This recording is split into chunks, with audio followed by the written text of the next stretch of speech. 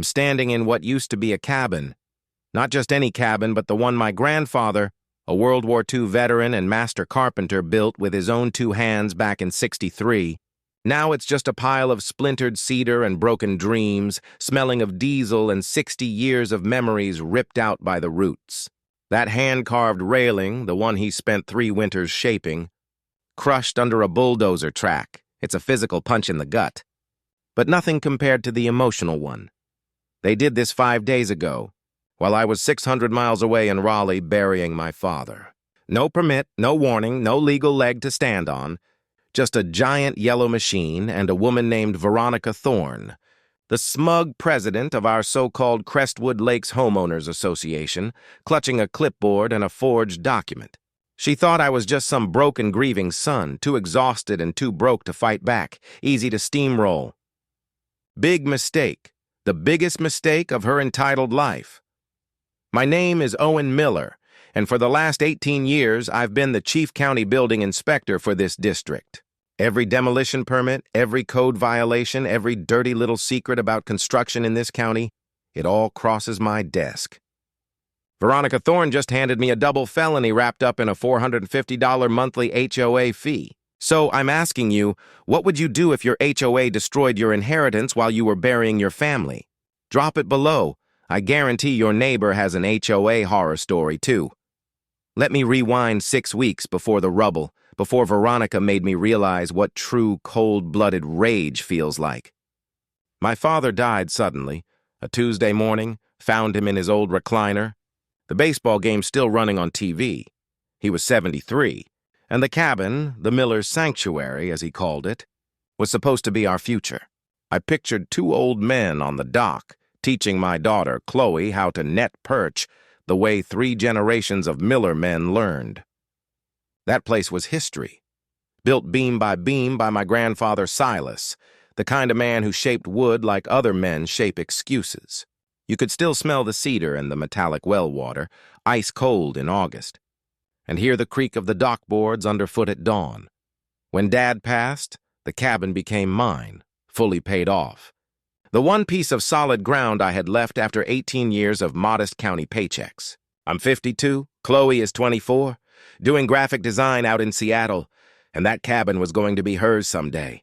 But about 12 years ago, a developer bought up all the surrounding land and dropped in 87 identical builder beige monstrosities, Crestwood Lakes Estates, starting at $500K. With the McMansions came the HOA, $450 a month.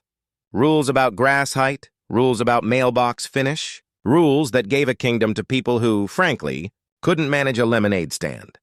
Enter Veronica Thorne, 62, slick real estate broker, white Tesla, Boston transplant, that smile that never quite reaches the eyes.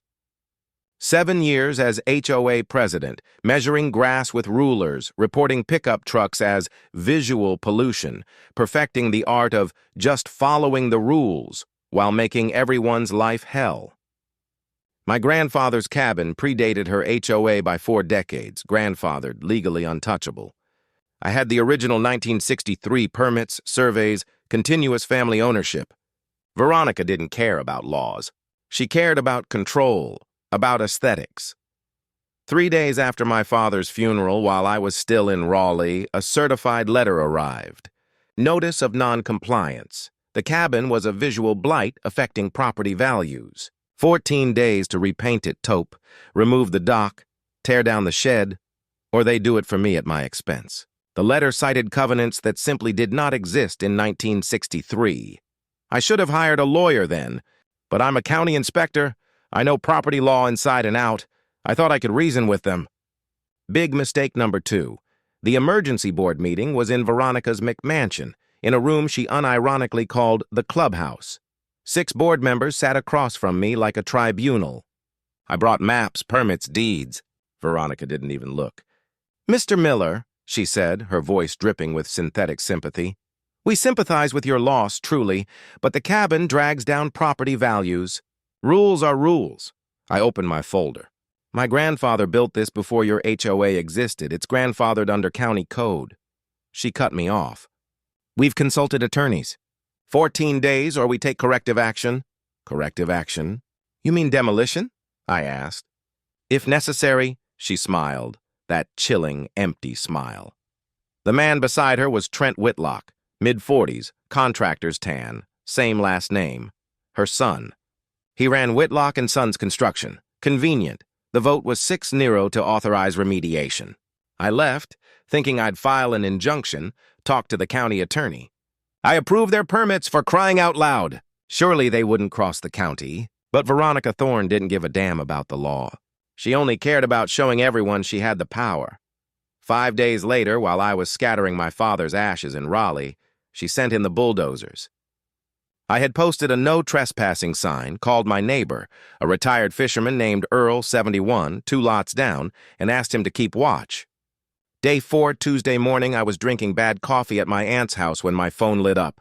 Earl, video call. Owen, they're here! 3 trucks, a bulldozer, and Veronica with her clipboard. I hit speaker, pulled up the sheriff's non-emergency line. I could hear the backup beeper, the hydraulic whine, the first crack of wood snapping.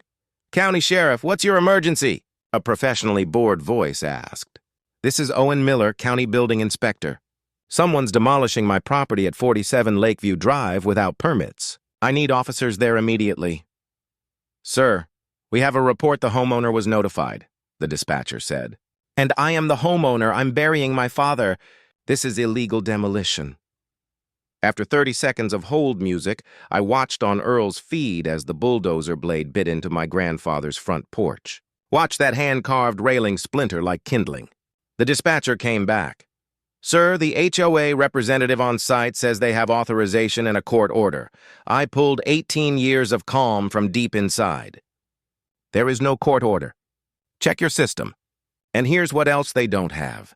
Demolition permits, asbestos inspection certificates for a pre-1980 structure, hazardous waste disposal authorization. That's 3 separate county felonies happening right now. I drilled this into my new inspectors. Residential demolition isn't just knocking things down.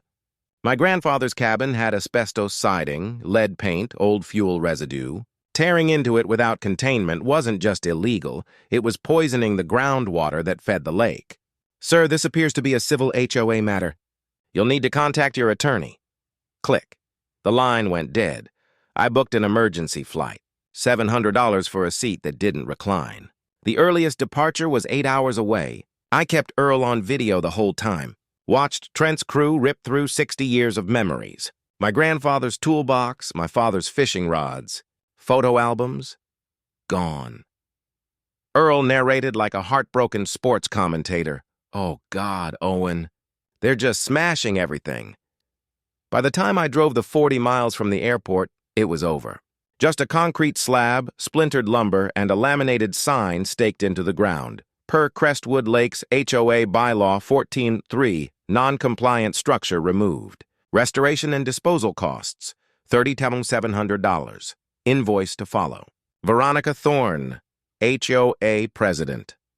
I stood there, hands shaking, not from grief, but from a rage so pure it felt like ice water. She didn't just destroy my cabin. She was going to bill me for it. I pulled out my county database app. Demolition permits, 0. Asbestos inspection, 0. Hazardous waste, 0. She'd committed multiple felonies and created an environmental hazard thinking I'd be too broken to fight back. I knelt, picked up a piece of the railing, felt his chisel marks under my thumb. Then I smiled. She had no idea she'd just handed me everything I needed to bury her. I didn't sleep. Sat on the slab until dawn making a list. Not a revenge list, a documentation list. Inspectors don't get mad, we get methodical. Item 1, the lawyer. Judith Kwan's office was above a dry cleaner downtown, but her reputation was gold. She destroyed HOA boards. We're going to sue, she said, but first, we're requesting every financial document the HOA has produced in 5 years. When a president is brazen enough to illegally demolish a home, they're usually stealing in other ways, too. I knew she was right. Item 2, the code assault. As chief inspector, my job is to inspect for compliance. It was time for Crestwood Lake's rotating district inspection. I started with Trent Whitlock's recent construction. On paper, his 11 properties looked fine. But paper lies. Wood doesn't. I showed up at the first house. County building inspection, I told the pale-faced young husband. Routine compliance check. I found violations in 15 minutes. No fire stops in the attic. HVAC venting pumping carbon monoxide into the ductwork. Deck railing 2 inches too low. All dangerous. All Trent cutting corners to pad profit. You passed someone's inspection, I told him. You didn't pass mine. By Friday, I had documented 63 code failures across his 11 properties. Every one of those homeowners was about to get a very expensive letter. Trent called first. Owen Miller, you son of a... You're inspecting my houses? I'm inspecting all houses in my district, Trent. Yours just happen to be fire hazards. I'm doing my job, which is more than I can say for you. He hung up. 20 minutes later, Veronica. Mr. Miller, we need to talk. You're abusing your position to harass board members. I'm filing a complaint with county administration. You do that, I agreed.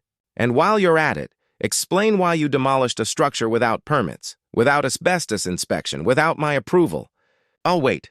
Silence. This isn't over. No, I said. It's just starting. A few days later, Judith called me in, surrounded by spreadsheets. She'd found it.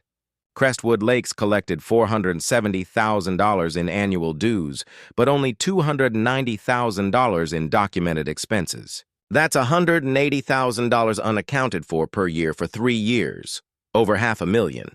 She highlighted the trail. Trent's company charged $94,000 for landscaping, market rate $28,000.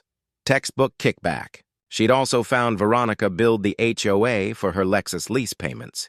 The woman has the audacity of a mob boss, Judith laughed, but the imagination of a parking ticket. Then she pulled up the email chain. Veronica to Trent, 3 days before the demolition. Handle the Miller problem permanently. Bill it as emergency landscape remediation. Usual split. Trent's reply, done. He'll be too broken to fight back. My hand started shaking again, but this time from a fierce, focused clarity. She planned it. Intended to profit from my father's death. We bury her criminally and civilly, Judith said. Fraud, embezzlement, conspiracy, and a class action on behalf of all 87 homeowners. I had one more idea. I pulled up my inspection database. I found a commercial property Veronica had sold in 2021, a warehouse converted to lofts, listed as fully renovated, code compliant. I pulled the permit history. No permits filed for renovation. No electrical inspection, no final occupancy certificate. She sold an illegal building for $800,000, I told Judith. That's real estate fraud. And it's still occupied. You're not just burying her, Judith grinned. You're salting the earth. Item 3, the 1959 deed. That night, in the county archives basement, surrounded by mildew and old paper, I found the original 1959 master deed for the entire Lake District. Paragraph 7. Demolition or removal of any pre-existing structure on granted parcels requires unanimous approval by County Board of Supervisors. Violation of terms results in property reversion to county for conservation purposes and public use. I stared at the words. Veronica didn't just illegally demolish my cabin. She violated a deed restriction that, technically, meant all 87 houses could revert to county ownership. Most people never check the grantor history. That's how restrictions get forgotten, buried in the archive basement until someone like me goes digging. I called Judith, read her the paragraph. Holy hell, Owen, she whispered. We can't actually take everyone's homes, but we can use this terrifying leverage to force a settlement that protects everyone except Veronica and Trent. The goal? HOA dissolves, replaced by a voluntary association. Trent's company banned. Veronica pays full restitution from personal assets, and my cabin gets rebuilt with a new public dock named after my grandfather. She thought she was destroying one old cabin. She triggered a legal cascade that was going to restructure an entire neighborhood. The showdown. 3 weeks later, 6 p.m., the Crestwood Lakes Community Center. The parking lot was packed. 2 TV news vans outside. Veronica sat at the head table like a queen, white blazer, that empty smile. Trent beside her, sweating. I walked in, nodded to Earl, who was front row. Judith was at a side table, 3 laptops hooked to the projector. Carla Reyes, the detective, stood against the back wall. "Madam President," I said, invoking the state statute, "I'd like to present evidence of fiduciary breach before any other business." She scoffed. "Highly irregular. 5 minutes. I'll need more than 5. I pulled up the first slide. My grandfather's cabin, beautiful, whole. Then the next. Earl's video. The bulldozer biting into the porch, the railing splintering, Veronica directing the crew. Gasps filled the room. No permit, no asbestos check, felony destruction. Next slide. The forged court order, side by side with county records proving it was a dismissed small claims case. It was fake. Veronica stood up. You're twisting. "Sit down. Ms. Thorne." Carla's voice cut in from the back. Judith took over. Infographics. $470,000 collected, $180,000 missing. The charts detailing Trent's inflated invoices, Veronica's spa days, her Lexus lease. The room erupted. Trent tried to stand. Carla moved forward. He sat. Judith pulled up the email 10 feet tall on the screen. "Handle the Miller problem permanently. Bill it as emergency remediation. Usual split? He'll be too broken to fight back. Chaos. People shouting, 'You stole from us!' I took over again. Code violations. Trent Whitlock built 11 homes here. I inspected them. 63 violations. Missing fire stops, gas venting into walls, $780,000 in projected repair costs. Your homes are not safe." A woman stood up, voice shaking. "We have 2 kids! Our house isn't safe." Veronica grabbed the mic. "This is a witch hunt. Miller is abusing his position." Judith cut her off, pulling up the final document, the 1959 deed. The original land grant includes a restriction. "Any demolition of pre-existing structures without county approval results in property reversion to the county." Silence. Then panic. "We could lose our homes because of Miss Whitlock's illegal actions?" "Yes. But the county and Mr. Miller have a solution. Criminal prosecution, HOA dissolution, full restitution." Carla stepped forward, badge out. "Veronica Whitlock." "Trent Whitlock. Stand up." 2 deputies entered. "You're under arrest. Fraud, embezzlement, conspiracy, destruction of property." The room erupted in applause, camera flashes turning the air into a strobe light. As they led Veronica away, she locked eyes with me. "You've ruined me!" she hissed. "No, Veronica," I said, calm and final. "You demolished my family's legacy while I buried my father. I just made sure everyone knew who you really are." 6 months later. It's April, the first warm weekend of spring. I'm standing on the new dock, Silas's Landing, watching volunteers hammer the final boards on my rebuilt cabin. 23 families showed up today. Lumber, sandwiches, the kind of barn-raising energy my grandfather would have recognized. Community, the way it used to work. Veronica pleaded guilty in February. 3 years. Real estate license permanently revoked. Trent got 2 years. They'll be paying civil settlements for years. The $540,000 in stolen funds was recovered and distributed to all 87 families. Checks arrived in January, averaging $6,000 a household. My neighbor, Earl, used his to finally visit his daughter in California. My own settlement funded the Silas Miller Memorial Scholarship for local kids pursuing skilled trades. Carpentry, plumbing, the jobs that build real communities instead of HOAs that tear them apart.